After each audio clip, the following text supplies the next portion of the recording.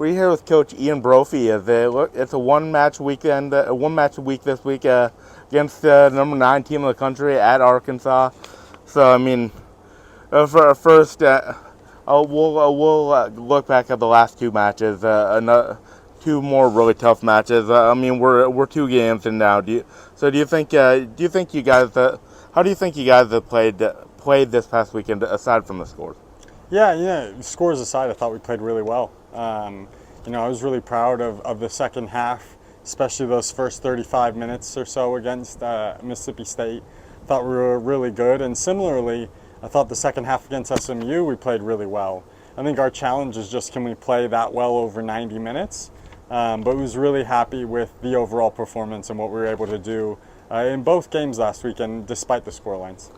Yeah, and this kind of goes into what you mentioned about playing a full 90 minutes. You guys have played good stretches of both games. You guys have played really well during stretches. How are you able to translate that into a full 40 or full 90? Yeah, I think that the idea is just to get a little more consistent, more bought into the things that lead to our success, but also correcting some little mistakes and some little things that we've got to fix where obviously there are growing, areas to grow. And I thought overall we saw some good areas to grow, but at the same time we've really seen those areas that we just need to do more of as well.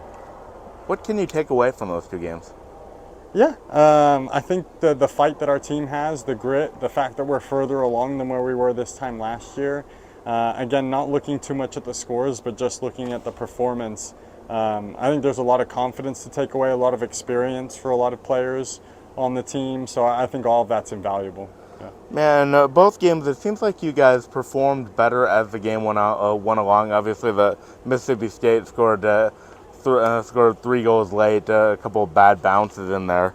But overall, you guys did play well as the season or as the game went along in both matches. So, what do you tell them at halftime, or is it just more along the lines of them getting more comfortable and more aggressive? Yeah, I think it's just them getting a little more comfortable, and usually at halftime it's just a resettling period to be able to kind of realize how the game is going and let them know what's working for us and what isn't working, and being able to maybe make some slight adjustments, which have helped us in the last couple of games. But overall, I think halftime's more just that resettling period for them and just getting them out there with some confidence and some ability to play on the front foot.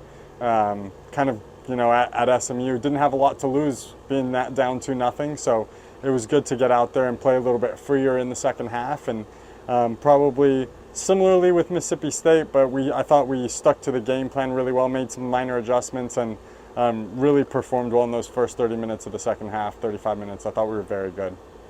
And finally, you guys play Arkansas on Sunday. What is it going to take to compete with a top 10 team, and also what makes them so dangerous? Yeah, I mean, they've got athletes all over the field. They've got really good players in every position, and obviously that's one of the reasons they're number 9 in the country.